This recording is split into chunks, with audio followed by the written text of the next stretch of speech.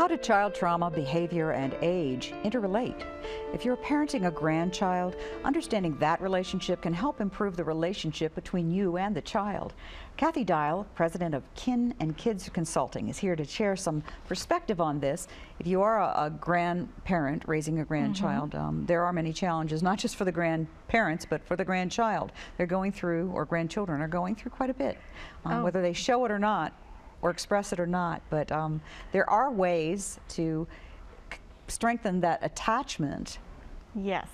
Between the grandparent and grandchild. And Kathy has some great guidance and ideas for things that you can do with your grandchild that are not only fun, but age appropriate, and you can apply to depending on wherever that child might be in his or her life. Right. So you have some goodies with you to share, which is always fun. A little show and tell, which most children relate to. But if you're a grandparent and find yourself parenting again, it's like, oh, here we go. It's different because many of these grandchildren who've come to grandparents have been traumatized. They've experienced some neglect. Maybe they've been physically abused. They've seen some domestic violence. They're not living with their biological parents, and that doesn't make them happy for the most part. They've had unmet needs, they've asked for things, and they haven't been given things. So they come to grandma, and that attachment is very difficult for them. And we know through our research that it's important to be able to build attachments not only as children, but as we age, we need to have the same type of attachments as adults. And the other thing we know is that a lot of our communication isn't always oral. It's the nonverbal part that we share. It's the eye contact, it's our smiles, it's the physical closeness, it's the touch, it's the tone of voice. And that's also known as being attuned to what our grandchildren are telling us and watching them, but they're also watching us. Yeah. So there's several things that we can do as grandparents to help foster this attachment with grandchildren who come to us who are having a real issue and struggling. So I brought my list, and I brought a few toys to share, and they're really simple. So some of our grandparents have a child that comes to them either from birth to 2. So that's in a time when we think of building that trust, and that may not have been established. So there are 3 things they can do which are simple. One is to get a book and to sit in front of the child, and as you read to it, and this book has a pop-out in it. And the pop-outs are great because as you open it, you're making the contact with the child and smiling, and they're looking at you. That's one thing. The other part is playing. It's an art project, getting the whipping cream and you play in it with your hands. That sounds like and fun. take and do the hand prints.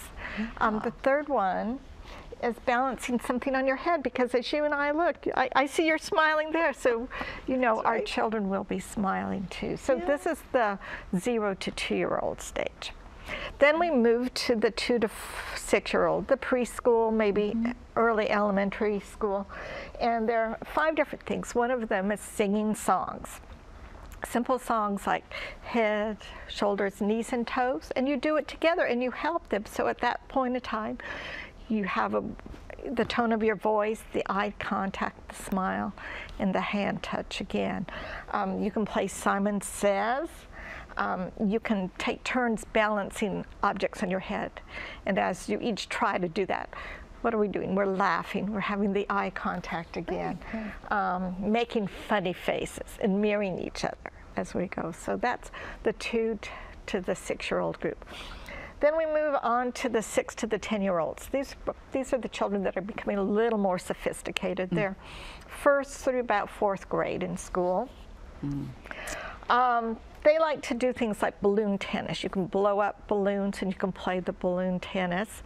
You could use a paper plate. You can play it in the house. You can play it outside.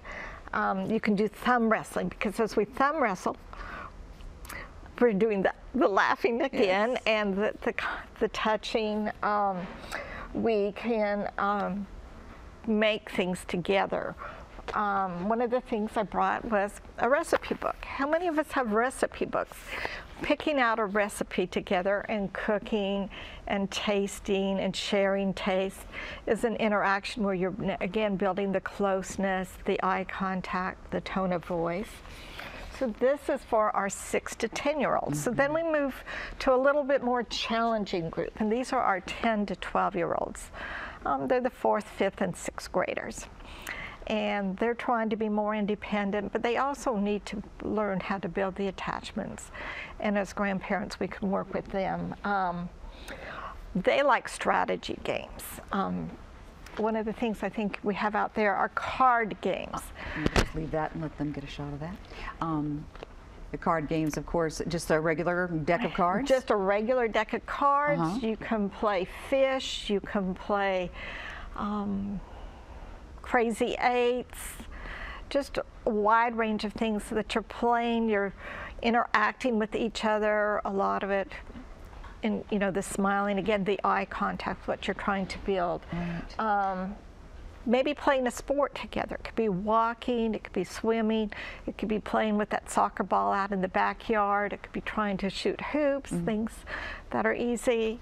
Another thing is planning a trip together. They love to travel, so you know, maybe old-fashioned, pull out the map, plan it, have them plan the route together, program your GPS, work together, you're exploring, but it's the connectedness. Yes, and just the thrill of discovery, I would imagine. Oh, and it being is. able to share that together. And you're building new memories. Yeah. And positive memories. The other one is choosing a movie that you could watch together and sharing popcorn and snacks. It's just the bonding time, the physical closeness, the nonverbal contact that's so important to help them get over that trauma. And last of all, maybe are more challenging, those who have teenagers, the 13 years of age and older. And I have some simple things out. One is helping each other with pedicures and manicures. It doesn't necessarily mean going to a shop and paying money, but buying a simple, you know, some nail polish, doing that, making jewelry, making body wash, playing a game, a video game together, sharing something together, teaching your teenager to drive. But what you're trying to do through all the actions for the children is build that physical closeness, share smiles, share the eye contact, having a good tone of voice and the touch. So as we work through those ages, it helps the children with fostering this new attachment. Well, I think having and knowing that you can rely on, there's somebody you can rely on to be there and to be consistent and to make you feel good. But that goes both ways, doesn't it? It does. It can be a very nurturing experience for both. It can, and it helps the grandparent too.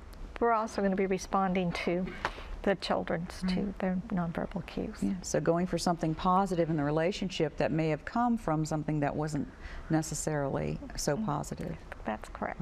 In the beginning. So grandparenting, parents, is that how we say it? Grandparents as parents? Grandparents as parents. Yes, is growing.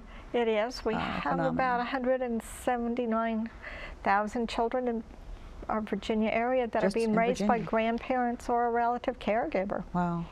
So it's and that is continuing expected to increase? It is continuing to grow for many reasons. The abuse and neglect, one, maybe the military, mental health issues, substance abuse. And I think that things are being done about those situations. They are, and we're more aware of it, and people are asking more and more for help and recognizing that it takes help and that the children need help and that they are building healthy families. Yeah. So if you are a grandparent that either will be, or you know that it's heading that way, that you may be raising a grandchild, know that there are some very positive things you can do. And there are resources available in the area that you can go and check in to, and there is help, but a lot of it is just knowing kind of what you can do, and you'll find that you feel better too. Not to mention the grandchild, but you know. Grandma and there are a lot Grandpa of can certainly resources out benefit there from this for too. them, and it's great to take advantage of it. Thank you, Kathy. Well, thank you for having me again. Yeah, and thanks for sharing all the good stuff. And thank you for joining us. We'll see you again next time. Bye.